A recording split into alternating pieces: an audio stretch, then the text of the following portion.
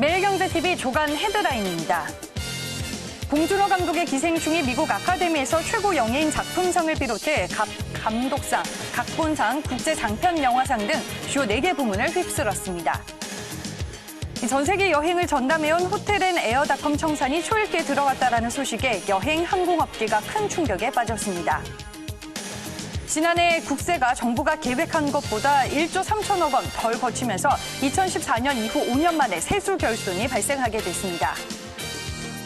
HDC 현대산업개발의 아시아나항공 인수와 함께 항공유 보급 시장에도 지각 변동이 예고되고 있습니다. 주요 대기업 집단의 오너들이 대거 사내이사 임기 만료를 앞두고 있어 올 주주총회에서 대규모 표대결이 예상됩니다.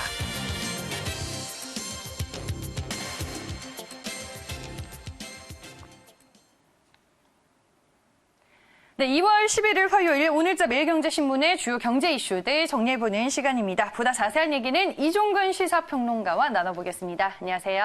네, 안녕하십니까. 네, 오늘 이제 매일경제신문에서 눈여겨볼 만한 기사들 어떤 것들이 있을까요? 네, 무엇보다도 먼저 오스카상 영화 기생충의 오스카 대상 수상 소식과 함께 코로나와 관련돼서 신종 코로나 바이러스와 관련돼서 우리 경제에 미치는 영향 과 관련된 기사 두 꼭지를 갖고 왔습니다. 그리고 또 아시아나 매각 효과, 항공유까지 이게 영향을 미친다는 기사와 함께 12월 결산범위들의 주총 관련된 소식 이렇게 5개의 기사를 갖고 나왔습니다. 네, 알겠습니다. 그럼 오늘의 첫 번째 기사부터 만나보겠습니다. 네, 봉준호 감독의 기생충 영화 아카데미 시상식에서 써낸 역사에 대한 얘기를 좀 나눠보겠습니다. 결국 봉준호 감독의 기생충 영화가 이번 제92회 아카데미 시상식을 휩쓸었습니다. 총 4개의 상을 석권하게 됐고요. 그야말로 봉준호 감독은 한국 영화계에 있어서 새로운 신화를 쓰게 됐습니다. 기사 내용 함께 보시죠. 네, 봉준호 감독의 기생충이 미국 아카데미에서 최고 영예인 작품상을 비롯해서 감독상, 각본상, 국제장편, 영화상 등 주요 4개 부문을 휩쓸었습니다. 저희가 영상을 한번 준비해봤는데요. 함께 보시죠. 네, 저희가 전일 이 시간에 이 기생충 영화가 총 6개 부문의 후보로 올라가 있다라고 전해드렸습니다. 네, 작품상 그 감격의 순간을 지금 보고 계십니다. 네, 봉준호 감독도 상당히 좋아하는 모습을 전일 생중계를 통해서 확인을 할 수 있었습니다. 같이 출연한 송강호 배우도 상당히 기뻐하는 모습들이 확인이 됐고요. 네, 출연 배우진들도 이번 제92회 아카데미 시상식에서 함께 했습니다. 네, 그 뒤를 따라서 CJ그룹의 이미경 부회장도 눈에 띄고 있죠. 네, 이렇게 영예로운 순간을 봉준호 감독은 전일 맞이하게 됐습니다. 기생충이 이번 아카데미 시상식에서 수상으로 한국 영화에서 어떤 역사를 다시 쓰게 된 건가요? 네, 한국 영화만이 아니라 어떤 의미에서는 세계 영화사를 다시 썼다라고 표현하고 싶습니다. 아카데미 상을 수여하는 미국의 할리우드는 전 세계 영화의 산업의 거의 대부분을 차지하는 그런 막강한 자본력을 갖고 있습니다. 그럼에도 불구하고 아카데미는 백인, 남성, 그다음에 자국 영화 우선의 90년의 역사를 갖고 있었거든요. 그런 아카데미가 이제 벽을 허물었다는 것입니다. 비영어권 영화 중에서 오스카 대상을 받은 첫 사례가 됐고요. 그다음에 칸 영화제와 오스카 영화제, 작품성을 중시하는 칸 영화제와 그다음에 상업적 성과를 중시하는 아카데미 영화제, 이 양대 영화제에서 동시에 수상한 예는 마티라는 영화 이외에는 없었습니다. 그 마티 이후 64년 만에 처음으로 양대 영화제를 동시에 석권했고요. 또 순수 외국어 영화로는 첫 아시아인, 이 말씀은 왜냐하면 이안 감독 등 중국 출신의 감독들이 이미 대상을 받았지만 그 감독들은 할리우드 자본으로 미국 영화를 만들었거든요. 그런데 순수 외국어 영화, 한국 영화가 이렇게 감독상을 받은 것은 첫 사례라고 하고요. 아시아인으로서는요. 그다음에 유럽 영화를 빼고 또 각본상이 첫 아시아 영화로 기록이 됩니다. 오늘 제가 그 첫이라는 말을 굉장히 많이 이렇게 네. 쓰게 됐는데 참 기분 좋은 그 첫 걸음이었다라고 다시 한번 표현하고 싶습니다. 네, 봉준호 감독의 기생충 영화, 한국 영화로 이제 후보에 지명이 된 것도 수상에 성공한 것도 이번이 처음이라고 볼 수 있겠습니다. 앞서 말씀해 주셨다시피 비영어권 영화가 이제 수상을 한 건 처음이었잖아요. 아카데미 시상식도 좀 많이 바뀌고 있는 것 같은데 우리가 어떤 의미로 좀 받아들여야 될까요? 네, 아카데미 영화상 많이 바뀌었습니다. 그리고 네. 작년, 재작년 보시면 알겠지만 소수자들에 대한 배려, 여성에 대한 배려, 그다음에 소수 인종에 대한 배려, 이런 다양성을 존중하자는 목소리가 굉장히 많아졌거든요. 근데 지금까지 아카데미상은 이렇게 다양성을 존중하는 것을 마치 배려하듯이 했어요. 즉, 영어권 영화가 아닌 영화에는 외국어 영화상, 이번에 이름을 바꿨습니다만 외국어 영화상이라는 상을 따로 해서 이건 배려하는 그런 식의 그 자세를 보여왔는데 이제는 배려가 아니라 완전히 실력으로 영화를 평가하는 그런 태도로 바뀌었다.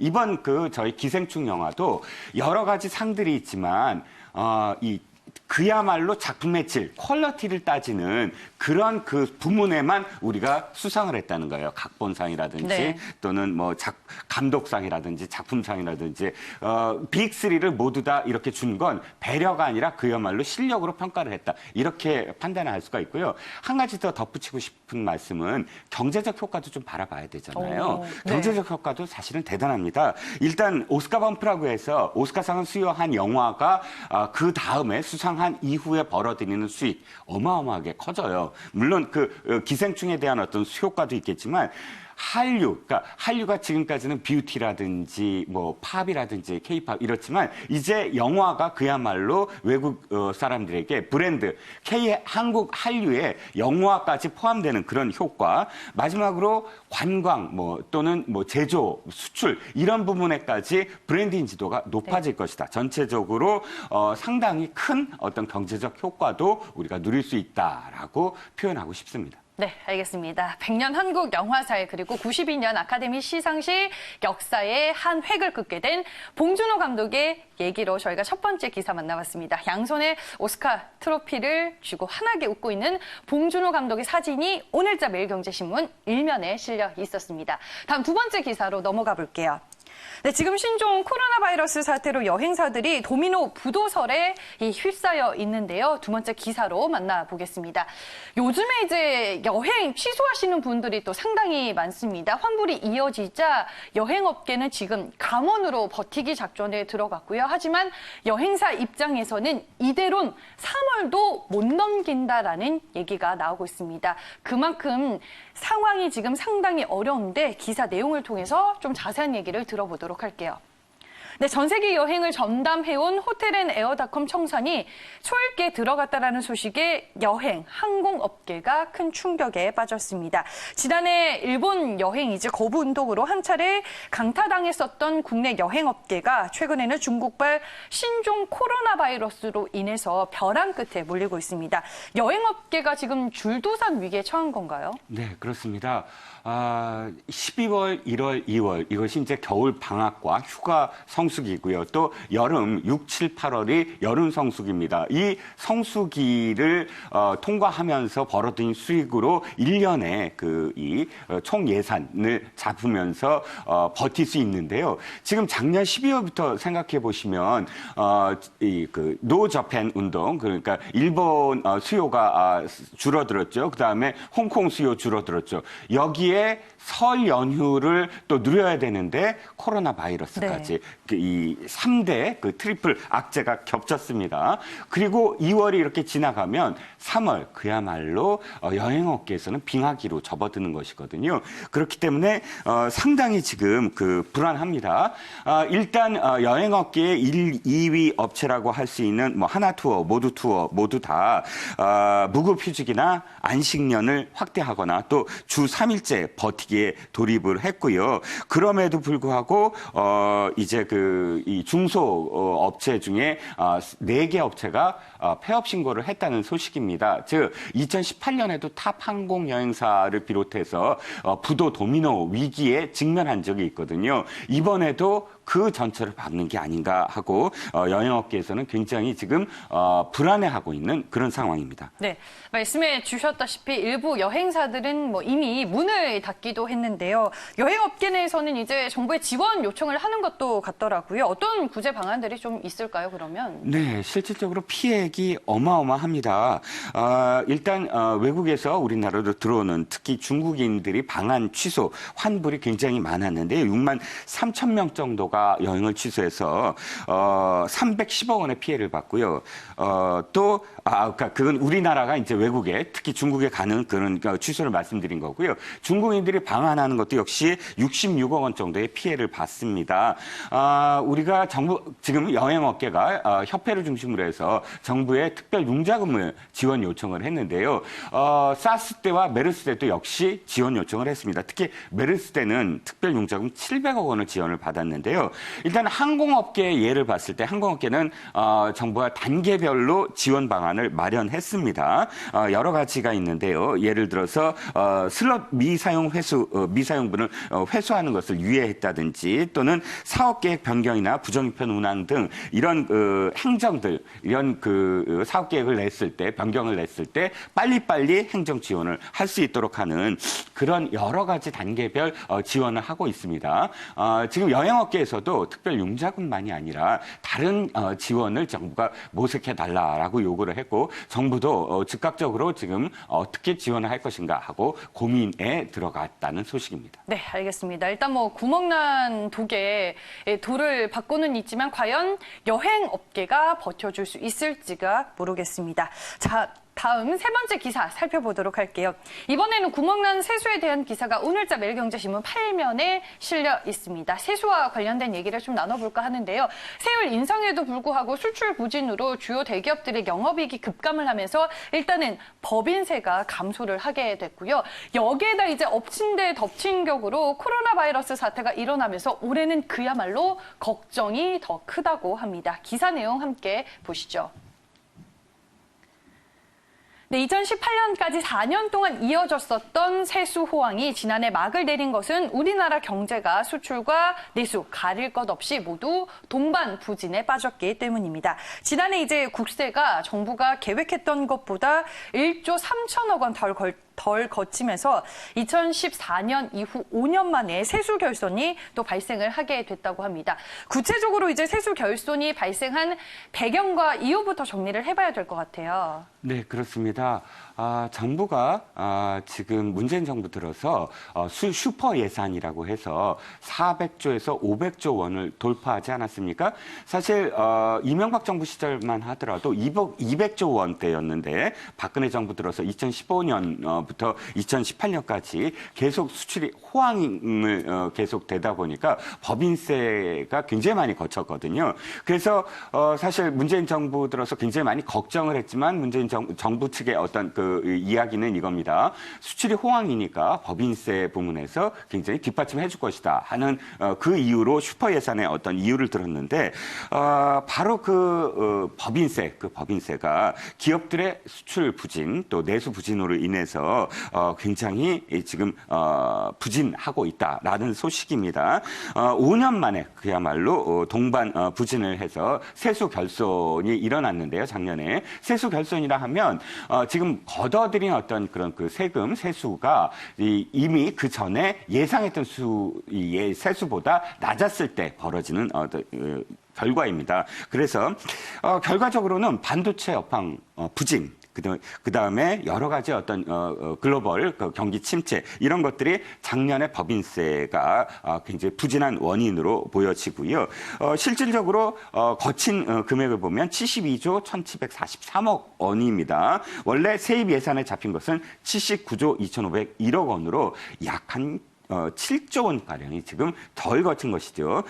관세도 마찬가지입니다. 관세도 예산안 대비 1조 1,736억 원이나 부족했다는 그런 결과입니다. 네, 알겠습니다. 얘기를 이제 해주셨는데 오늘자 신문에 나타나 있는 그래프를 통해서 좀 자세한 내용을 확인해 보겠습니다. 헤드라인에서도 확인이 되다시피 법인세 대규모 펑크가 이제 문제가 되고 있습니다. 보시는 것처럼 법인세가 약 7조 1천억 원가량 덜 거치게 됐는데 이 부분이 또 이 세수 결손에 있어서 상당히 큰 영향을 미친 것으로 확인이 되고 있습니다. 그렇다면 올해 2020년 세수 상황은 우리가 어떻게 봐야 될까요? 그런데 2020년이 더 걱정입니다. 왜냐하면 아까도 말씀드렸지만 500조 원을 돌파하는 슈퍼 예산은 이미 책정해 놨거든요. 그런데 문제는 신종 코로나 바이러스로 인해서 이 조기 진화되더라도 여러 가지 위축된 심리들이 다시 호전되는 데는 상당한 또 시일이 걸립니다. 그러다 보니까 수출 위기가 언제 이것이 다시 호전될 것이냐. 중국 경기도 사실 다시 회복하는 데는 굉장히 많은 시간이 걸리지 않겠습니까? 이런 우려와 함께 문제는 또 4월 총선이 또 문제입니다. 총선을 앞두고 정부가 정부 재정 집행을 조기 집행하겠다라고 해서 굉장히 러쉬였거든요. 이런 것들이 또다시 또 이 재정에 또다시 영향을 미치는 어떤 상황. 그렇기 때문에 전문가들 특히나 이제 그 연구소에서는 각종 그 증권가나 연구소에서는 재정 건전성을 유지해야 되는 거 아니냐라는 목소리를 또 높이고 있습니다. 네, 알겠습니다. 이렇게 해서 세 번째 기사, 저희가 구멍난 세수로 기사를 전해드렸습니다. 다음 기사 이어가 볼게요. 네, 매일경제 조간브리핑 네 번째 기사 만나보겠습니다. 오늘자 매일경제신문 19면에 위치한 기사입니다. HDC 현대산업개발의 아시아나항공이 인수가 됐죠. 이 항공업계 지각 변동으로 인해서 지금 정유업계에도 많은 변화가 예상이 되고 있습니다. 기사 내용 함께 체크해 볼게요. 네, HDC 현대산업개발의 아시아나항공 인수와 함께 항공유 보급 시장에도 지각 변동이 예고가 되고 있습니다. 이제 정유업계 내에서는 항공유를 잡아라 이런 얘기가 나오고 있는데 정유사들의 항공유 매출 비중은 그러면 어떤가요? 네, 국내 정유사 4개사의 매출 중에 항공유가 차지하는 비중은 10%에서 15% 내외라고 합니다. 그런데 문제는 마진이 굉장히 커요. 이 항공유는 등유인데 보통 휘발유보다 등유의 마진이 굉장히 높다고 합니다. 그래서 전체적인 수익에는 더 많은 기여를 하고 있다라고 하고 있는데요. 예를 한번 들어보죠. 비행기가 서울에서 뉴욕까지 가는데 이 드는 어떤 등유 전체 그 항공유의 양이 중형차의 3,000대분 물량이라고 합니다. 그러니까 지금 정유사 입장에서는 항공사가의 그 공급하는 어떤 물량이 굉장히 물량이 크다는 거예요. 그래서 여러 가지로 항공유와 관련된 그런 비중은 굉장히 크다고 할 수가 있겠습니다. 네, 알겠습니다. 그러면 이제 저희가 준비된 표를 한번 만나보도록 하겠습니다. 항공사들의 항공유 공급 비중입니다. 대표적으로 대한항공과 아시아나항공을 꼽을 수 있을 텐데요. 이 대한항공이 현재 가장 많은 비중을 차지하는 정유업계가 바로 이 GS칼텍스입니다. GS칼텍스로부터 이제 항공유를 많이 공급받는 이유는 GS와의 이 오너 간의 친분이 큰 영향을 미치는 것으로 보이고요. 아시아나항공 같은 경우에는 지금 70%를 차지하는 비중이 SK이노베이션이고요. 현대오일뱅크가 26%, 그리고 S오일이 4%입니다. 근데 이제 아시아나항공이 이번에 HDC 현대산업개발에 인수가 되면서 이 부분에 있어서 좀 변화가 일어나지 않을까라고 시장은 내다보고 있습니다. 아시아나항공의 매각이 그렇다면 정유업계에는 구체적으로 어떤 영향을 주나요? 네, 지금 그래프에서 설명해 주셨듯이 아시아나항공사에 납품 공급하는 항공유 70%가 SK이노베이션이었습니다. 이유는 2015년도로 거슬러 올라가야 돼요. 2015년도에 아시아나가 이제 금호 아시아나를 재건하면서 100기사가 좀 필요했거든요. 그래서 SK이노베이션이 그때 당시 SK가 금호 산업 지분을 많이 또 인수해서 100기사 역할을 했습니다. 거기에 대해서 사실 반대급부가 좀 있었던 것이죠. 그러니까 70%의 어떤 그런 포션을 지금 SK이노베이션이 차지할 수 있게끔 해줬는데 문제는 범현대가인 HDC가 아시아나를 인수하면서 전체적으로 그런 물량을 혹시나 현대오일뱅크의 물량을 확대하는 게 아니냐, 가능성 굉장히 높을 수밖에 없죠. 그렇기 때문에 또 SK이노베이션 입장에서는 그렇다면 이제 또 대한항공에 지금 더 많은 어떤 포지션을 차지해야겠다라고 영업을 또 강화할 가능성이 큽니다. 그러면 자연스럽게 또 GS칼텍스가 긴장을 하게 되고 네. 이렇게 연쇄적으로 정유사의 항공유 포션이 굉장히 출렁거릴 겁니다. 그 출렁거리는 어떤 상황들을 또 지켜봐야 각각 그 사사의 어떤 그런 이 매출 변동을 우리가 또 파악할 수 있을 것 같습니다. 네, 알겠습니다. 정유사의 항공유 지분에 또 대변화가 예고가 된다라는 점 저희가 네 번째 기사로 전해드렸습니다. 매일경제 조간 브리핑 오늘의 마지막 기사 함께 보시죠. 네, 신문기사 24면의 내용입니다. 네, 한진의 조원태 회장 그리고 효성의 조현준 회장 등등을 포함해서 대기업 오너가 23명이 올해 3월 이제 예정이 되어 있는 주주총회에서 재선임 표결이 예상이 되고 있습니다. 기사 내용 함께 체크를 해볼게요. 네, 주요 대기업 집단의 오너들이 대거 사내 입사 임기 만료를 앞두고 있어서 올해 주주총회에서 대규모 표대결이 예상이 되고 있습니다. 그렇다면 임기가 끝나는 사내 이사 누가 있을까요? 네, 말씀하셨듯이 12월 결사 법인이 이제 주총이 이어집니다. 그런데 그 이전에도 이 사회적 이슈가 된 지배주주들에 대해서 재선임이 언제나 논란이 되었지만 그것이 이제 점점 사회적 이슈가 부각이 되면서 재선임 여부가 더 논란이 커지고 있다는 얘기입니다. 30대 기업 집단 기준으로 해서 이번에 17개 그룹에서 약 23명이 재선임 여부를 지금 주총에 안건으로 올려야 되고요. 또 내년에는 16개 그룹에서 19명이나 재선임의 이 안건이 올라간다고 합니다. 이번에 그 남매간의 어떤 그 분쟁으로 이어지고 있죠. 한진그룹 조원태 회장이 3월 23일에 임기가 만료되고요. 롯데그룹 신동빈 회장이 롯데지주 3월 31일에 만료됩니다. 또 효성그룹 조현준 회장 또 조현상 회장 사장의 임기가 3월 22일로 끝나는 등 이런 이번에 대림산업까지 포함하면 4대 기업의 좀 사회적 이슈가 됐던 지배주주 주총 재선임 안건 어떻게 되는지 지켜봐야 될 것 같습니다. 네, 알겠습니다.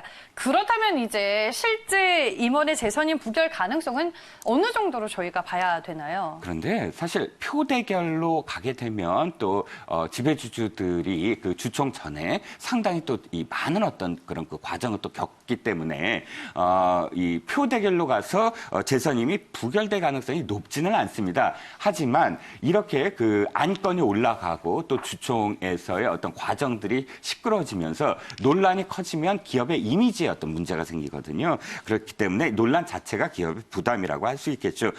문제는 이겁니다. 이제 주주 자본주의에서 이익 관계자 자본주의로 변화한다라는 말씀을 드렸는데 소통, 그러니까 지배주주, 오너십이 이제는 좀 더 주주와 소통하고 이익 관계자와 소통하는 그런 리더십으로 바뀌어야 된다라는 것이 이제 그 증권가나 또는 연구소의 또 지적 조언이라고 할 수가 있겠습니다. 네, 알겠습니다. 이렇게 해서 매일경제 조간 브리핑 오늘 5개의 기사로 모두 만나봤고요. 지금까지 이종근 시사평론가와 함께했습니다. 오늘 말씀 고맙습니다. 감사합니다.